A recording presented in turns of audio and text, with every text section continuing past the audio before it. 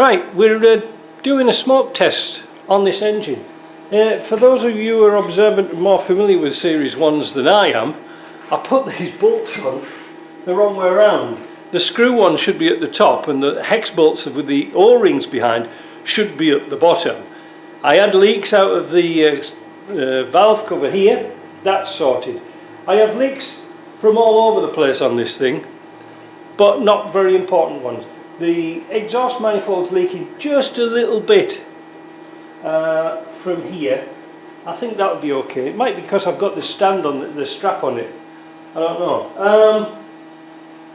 Oil filter was leaking, but there is one leak that's really annoying. Let me take the camera off and I'll show you.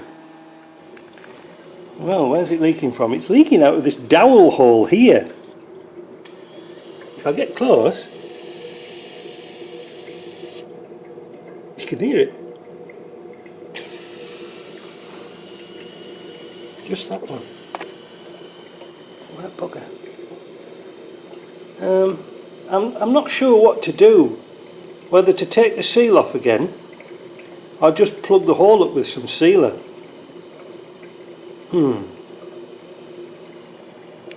The rest of it's okay. Like I say, it was leaking out of here a little bit.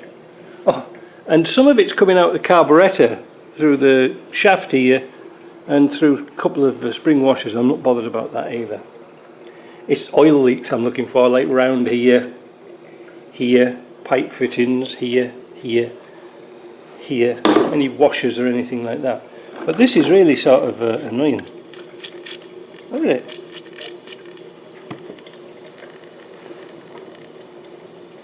It's as if there's, it's crazy. Well, I'll tell you what, let's tick it off. Let's tick it off and reseal it while we're here. I don't want to do this twice.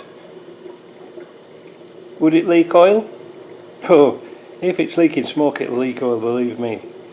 Let's whiz it off and let's see what we can do. Well, what a mystery. We found the source of our leak. There. You see, I've got seal around it, but for some reason this piece hasn't closed. That hasn't sealed. I'm going to clean this off, but you can see it looks like the hole or something. There's something not quite right with that seal. Where's the other one? See, they're a lot deeper. See here. Let's clean them off and see what they look like. Well, this is interesting. Well, it is for me anyway. It seems as if the little dowel pin is not in the right place. Now, it must be, because how would this fit otherwise, if you see what I mean? If I turn it to the light and you can see the impression where the rubber has gripped into the back of the engine, you can see on this one here it's not the same as that one.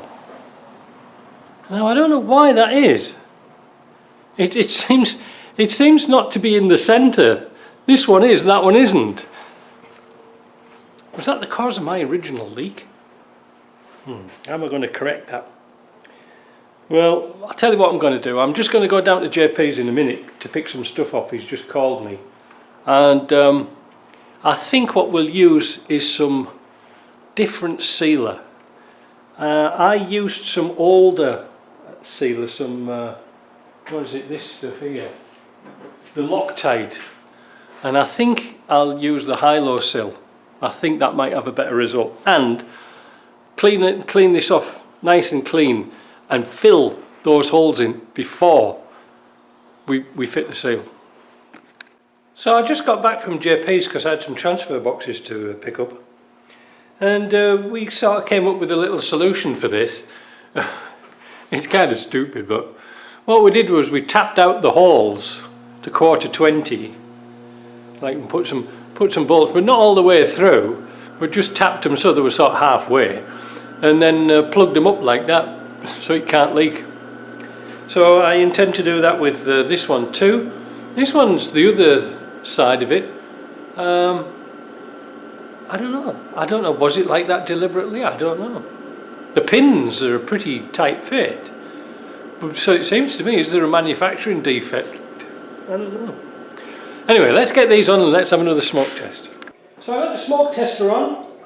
it is bubbling away a little bit, but the smoke or the pressure that's getting lost is coming out the flange of the exhaust. That's no big deal, I'm not really worried about that too much. This here is good now. Those little plugs work fine. There's no smoke coming out of there and nothing. Yeah, just that, eh? That was a bit of a surprise, but the seal's not leaking, which is a good thing. So, I think now, let's get back up here. I think now we can put the extension out, you know, the adapter on, flywheel, and then we'll do the clutch. Right, I've got the flywheel on, down here. I'm sorry it's on the floor, but when you're torquing up the bolts, the damn thing tends to move. But while we've got the camera down here, you can see that I've put a dial gauge on, and I've been checking the flywheel run out, which is okay. One of the little problems I did have, amongst many, the lock washer, the locking tab washer here, is completely different to the one, aftermarket one, which we got. These are slotted, so it's got one round hole and one slotted one, so you can get it sort of right. So I had to slot them out, which was a bit of a pain in the ass. The other thing I've got to do now is put the clutch on. The clutch will only go one way. Now that's the back side of it, and there's our clutch alignment tool.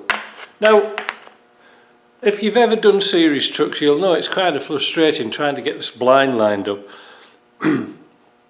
It's a square end here and it's square on the end of here. So invariably when you're putting it through, the chances of getting it square is, you know, like getting them all to line up is kind of a bit of a mystery. So what I do is I just take the die grinder with a ball on the end of it, and I make the ends into a V, like a point. So no matter what you do, you can always line it up. It's one of the things you have to do. So, this is the last job, the clutch, and then that is finished. Right, with the engine full of oil, I'm going to crank it over and get some oil around it. But I'm not going to start it because I've got no fuel, and I haven't done the timing on it yet, like the ignition timing. So that's going to have to wait. Now this, I am so short of batteries. Every battery I've got is dead. I don't know what's happened this year. This is positive earth. Not that it matters all that much now, but let's get that onto there.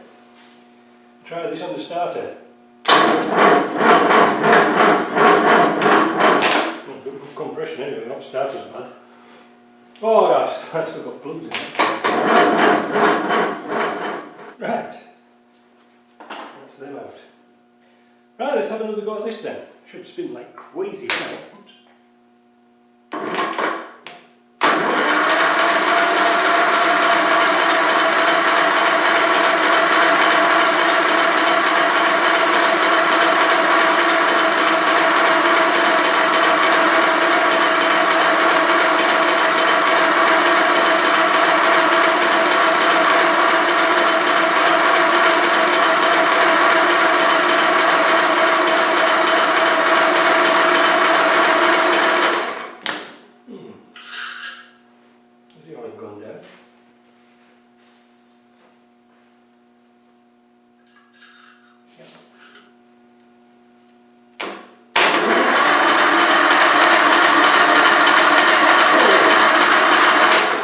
We have oil. Just when you're not paying attention. Oh, don't go down there. Right, well that's encouraging.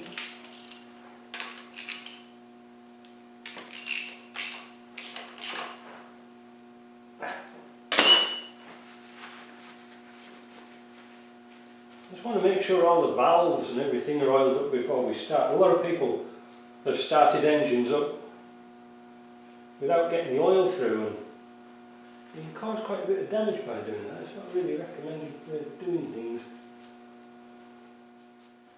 Setting the timing on these old things is kind of easy.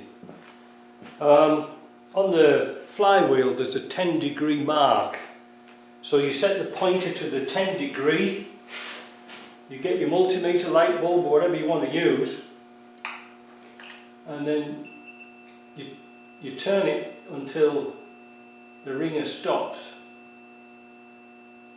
That's the point's open. And that's it. All I'm going to do now is clinch up the bolt.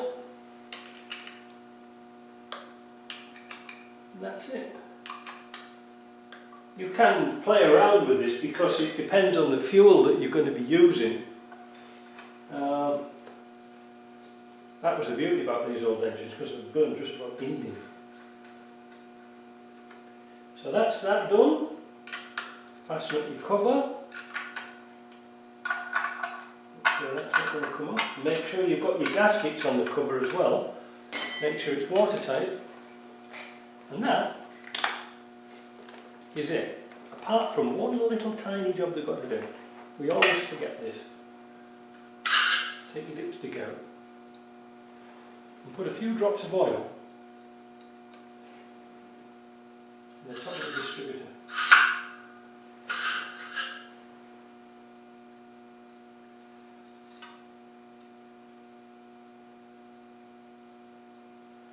And that will keep that happy. Yeah, I was going to say to you, when we had this engine, when I first got this car, it was puzzling me for ages and ages. Why it would cold start, but once it was warm it wouldn't go. And the interior of the distributor rotor was cracked, it had a crack in it. I changed all sorts of stuff on this bloody thing. Anyway, it is fixed now. Now, I'm going to leave the distributor cap off for now, until we get the engine in so we don't break it. I'll put the plugs back in, then we get lashed.